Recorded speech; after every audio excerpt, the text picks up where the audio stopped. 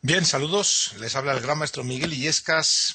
Para el Internet Chess Club vamos a hacer el resumen de la partida más interesante de la sexta ronda del torneo de candidatos que se está celebrando en la ciudad de Londres. Hemos elegido el duelo entre Svidler y Carlsen por varias razones, por la tremenda calidad del juego del bando ganador y, como no, también por la trascendencia que esta partida tenía para la clasificación. Recordemos que antes del duelo, Svidler tenía +1, estaba bien situado, estaba haciendo un buen torneo el jugador de San Petersburgo, mientras que Magnus Carlsen, pues bueno, como todos saben, estaba empatado al primer lugar con +2 con Aronian. Aronian tenía una dura partida con negras frente a Radiabov, Carlsen también con negras frente a Svidler, los dos líderes enfrentando rivales muy poderosos y ambos con las piezas negras. Así pues, damos comienzo a este duelo. Svidler-Aronian empezó con el peón rey, como no podía ser de otra manera, conduciendo las piezas blancas Peter Svidler, y enseguida se planteó la apertura española. En este caso, Carlsen opta por una española clásica, y es Svidler el que enseguida se sale del guión con el movimiento 6 de 3. Esta jugada, que protege el peón de E4, plantea lo que se conoce como la variante cerrada de la apertura española, y en una versión algo lenta, pero últimamente se ha puesto de moda para evitar precisamente una de las especialidades de Svidler, el ataque Marshall, que se daría después de torre 1, B5, y en roque, cuando las blancas juegan C3 para jugar D4, se encuentran muchas veces con el movimiento de D5, y los grandes maestros modernos no han sido capaces de hacer que las blancas puedan consolidar con comodidad el peón de ventaja en esta línea conocida como ataque Marshall. Quiso evitar este duelo Peter Svidler y optó por una variante lenta D3 contra Carlsen. Yo creo que muchos grandes maestros modernos se están dando cuenta que no es buena idea invitar a Carlsen a jugar un medio juego complejo, lento. Quizá Svidler no se había enterado todavía, pero después de la partida de hoy seguro que lo tiene un poquito más claro. Jugó, podríamos decir, valientemente, y perdió valientemente. Ahí tenemos las jugadas después de alfil B3 D6, A4, todo más o menos teórico. De hecho, el propio Svidler tenía varias partidas exactamente con estas mismas jugadas, algunas de ellas bastante recientes. Había logrado Svidler una buena victoria el año 2011 contra Sargsyan, el armenio Sargsyan, en un torneo celebrado en China. Todas estas jugadas ya se habían producido en esa partida, así también como en otro duelo, Svidler-Kamsky, una partida antigua del año 2008, o sea que el de San Petersburgo tenía una gran experiencia con esta variante, confió en su preparación y se llevó una sorpresa al encontrar a un rival muy bien preparado. No es la especialidad de Magnus Carlsen la apertura, pero aquí, el día de hoy, Svidler prácticamente le retó, repitiendo algo que, como hemos visto, hemos mencionado, ya había jugado en un par de ocasiones. En aquella primera partida, que hemos mencionado, Sargsyan jugó caballo A7, con idea de caballo B5, y Svidler con caballo G5 logró una buena ventaja. Después de alfil G4 F3, el alfil fue H5 y ahí quedó fuera de juego 1-0 en 50 jugadas. Carlsen juega H6, que de ningún modo puede sorprender a las blancas, puesto que precisamente así fue como ya había ido la partida original Svidler-Kamsky en el año 2008. Svidler siguió fiel al guión, repitió, demostrando fe ciega en su preparación, torre 1, y aquí es donde llega, podríamos decir, la primera pequeña sorpresa.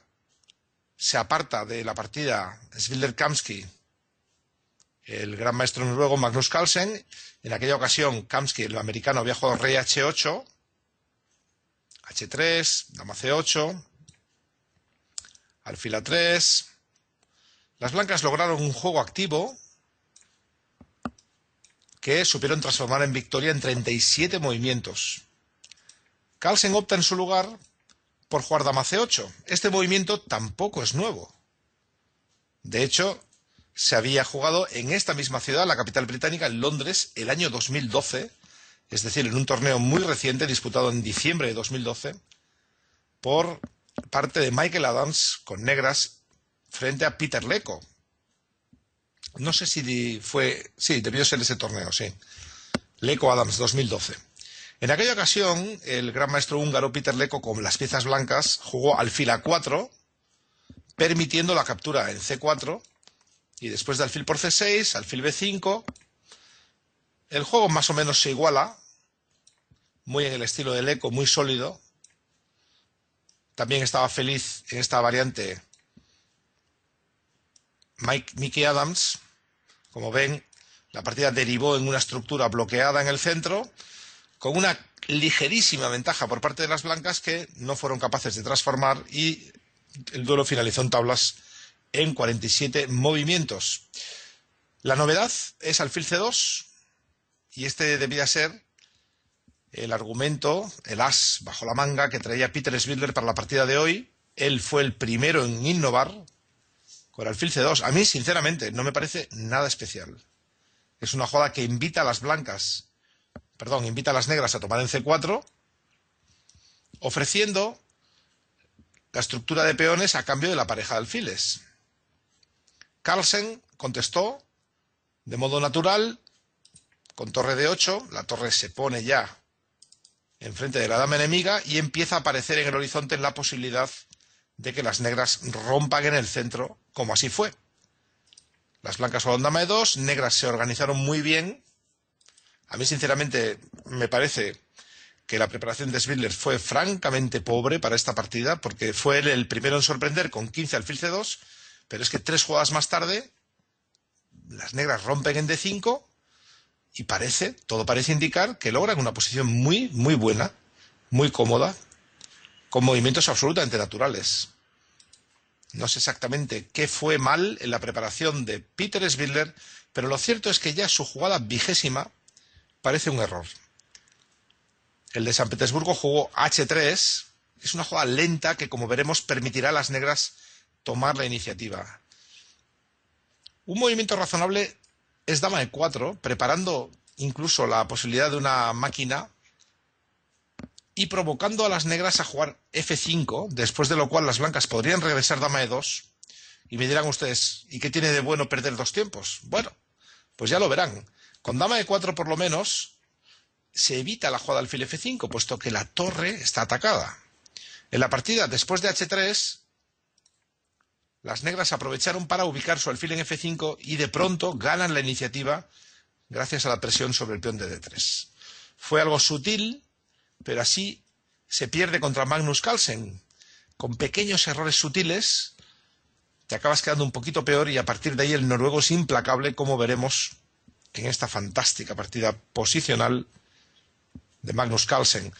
Ahora empezó a ponerse a la defensiva Peter Svidler, y aquí viene otra de esas sutilezas perfectas que juega de maravilla Carlsen cuando entra la partida en el terreno de lo concreto. Aquí cualquiera diría que la normal es dama de 7, ¿verdad?, para presionar sobre el punto de 3, pero entonces las blancas tendrían una fantástica respuesta, alfil a4, contraatacando en c6. No sería posible la captura en d3 por la sobrecarga de la dama negra, y entonces las blancas lograrían una posición razonable. Carlsen juega con absoluta precisión dama e6, muy buen movimiento, organiza sus piezas, no amenaza nada, sencillamente amenaza reforzar su posición más y más, pero provoca la desesperación de Svidler, que ahora cae en un error considerable con su siguiente jugada, alfil b1. La intención es evidente, jugar alfil a2, presionando a las piezas pesadas de las negras en esa diagonal, la diagonal a2 g8, pero como veremos, este error será aprovechado magistralmente por Carlsen. Dama de 7, empieza el baile. La dama que antes no quiso ir a d7 por la posibilidad de alfil a4, ahora se ve libre para ocupar esa casilla, y aquí empiezan los problemas serios para Peter Svidler. Veremos cómo el maestro ruso reacciona de modo natural. El avance de 4 era más o menos previsible. Las blancas interponen el caballo en la presión de D3. Se produce un cambio de piezas. Quizá aquí el menor de los males era tomar con peón. Era feo. Las negras quedaban algo peor, con debilidades en un futuro. Una vez que se cambien los alfiles de casillas blancas, sería una posición pasiva, pero quizá defendible para las blancas. En la partida, Spiller toma con alfil en D4, que puede parecer más natural, pero veremos ahora cómo, de modo forzado, acaba en una posición que parece un poco peor y que, sin embargo, resulta ser todavía más desfavorable de lo que a primera vista se pudiera juzgar. Los cambios más o menos obligados, las negras que aprovechan su fuerza en la columna para que Spiller tenga que ir de modo obligado a la posición que se produce después de la jugada 29, y aquí, a partir de este momento, Carlsen se muestra absolutamente implacable. No quiere tomar el peón de C3 y, sin embargo, juega C4, excelente movimiento, que, como veremos, prepara la salida del alfil negro a la casilla C5. Al mismo tiempo, el peón de C3 sigue amenazado. Spiller lo defendió. El alfil enemigo se instaló en C5, donde es muy poderoso. Y ahora empiezan los problemas. Si las blancas quisieran consolidar, tendrían que jugar rey H2, alfil G3. Pero tienen el problema de la defensa del peón de C3. Por tanto, Spiller no se le ocurrió nada mejor que activar su torre, algo que a priori parece perfectamente natural. Pero, como veremos, los problemas del ruso no han hecho más que comenzar. Da un jaque, aparentemente logra algún contrajuego. Ahora busca el jaque en F5. Por cierto, que en lugar de dama H5 hubiera sido mejor torre 8, una jugada también difícil, pasiva. Las negras estarían con ventaja, pero no está claro que fuera ventaja decisiva. Pero después de dama H5, podríamos decir que es el último error. Ahora sí ya Magnus va a lograr ventaja decisiva con una jugada muy precisa, típica de Magnus Carlsen, jugada de ordenador. Cualquiera podría empezar a analizar aquí alfil por F2, pero Magnus la rechazó con buen criterio, porque después de rey E1 no se ve el modo en que las negras pueden rematar la partida. Si dama por G2, dama F5, y si torre D1, se suceden una serie de cambios. Parece que las negras pudieran ganar material. Están mejor las negras, indudablemente, pero quizá la ventaja no sea suficiente para ganar. Esta fue seguramente una posición que tuvo esta tarde Magnus Carlsen en su cabeza. La desechó por un movimiento muchísimo más fuerte. Han tenido tiempo de averiguarlo. Juegan negras y ganan. ¿Cuál es la jugada? Es muy difícil. Dama E4. Ese movimiento tan sencillo, defendiendo el ataque por la diagonal, y de pronto se pone de manifiesto que las tres piezas blancas, torre, alfil y dama al ataque, no son capaces de crear suficiente peligro. Las blancas tienen que ponerse a la defensiva. El movimiento dama F7 fracasa por la intermedia torre de 1 jaque, y las negras toman el alfil con jaque. Optó por defenderse de la amenaza alfil por F2, que ahora sí sería letal. Optó por jugar torre B2, Peter Spiller, y sigue el remate elegante, simple y muy en el estilo de Magnus, siempre muy preciso, torre D5. De pronto, el alfil está perdido. Las blancas intentaron salvar la partida, el alfil y la partida, con torre E2, pero siguió de nuevo muy preciso, jaque y F6. Así de fácil y así de difícil juega el fenómeno noruego Magnus Carlsen. Una partida, una victoria en 36 jugadas, una partida importantísima que permite a Magnus seguir al frente de la clasificación. No todo fueron alegrías para el noruego, porque tuvo que ver luego cómo su principal rival aquí, Levon Aronian, jugó de modo también excelente y logró otra importantísima victoria con las piezas negras también contra Teimur Radiabov. De ese modo, Aronian y Carlsen comparten el liderato con 4,5 puntos en 6 partidas, demostrando que son los hombres en forma y los grandes favoritos para lograr esa plaza para disputar el título mundial contra Vishy Anand. Va a ser un torneo apasionante, lo está siendo ya. No se pierdan el desenlace de Londres. Llevamos solo 6 jornadas, quedan 8 por delante, mucho torneo. Y se lo vamos a contar aquí en el Internet Chess Club. Les esperamos, como siempre. Gran maestro Miguel Illescas para ICC en directo. Ha sido un placer compartir los comentarios de esta partida con todos vosotros. Nos veremos pronto porque estaremos en Londres para el desarrollo de las últimas jornadas y en directo desde allí os contaremos lo que suceda. Hasta siempre, gracias. Adiós.